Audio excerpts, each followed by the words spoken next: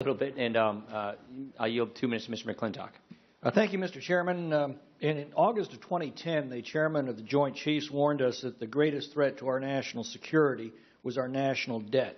We have gone another $4 trillion deeper in debt since he gave that warning. Indeed, since Inauguration Day 2009, this nation has piled up more new debt than we had acquired from the first day of the George Washington administration into the third year of the George W. Bush administration. Now, we were told this would jumpstart the economy, but it hasn't.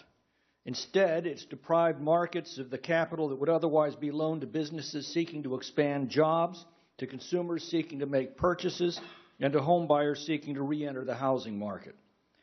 We all know if you live beyond your means today, you are going to have to live below your means in the future. That is the future that we've created for our children. Balancing this budget and ultimately paying down the national debt is a national security imperative. It is an economic imperative, and it is a moral imperative.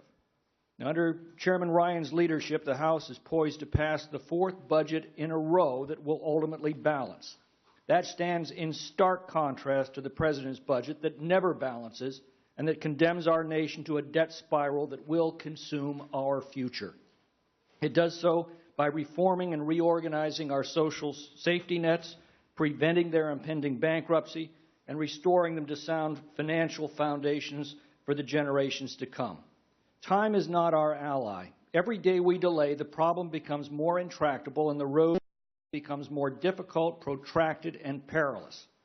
Now, we're told by the ranking member not to bother, since the Senate and President will never agree to put our nation back on the road to solvency. Sadly, that's true.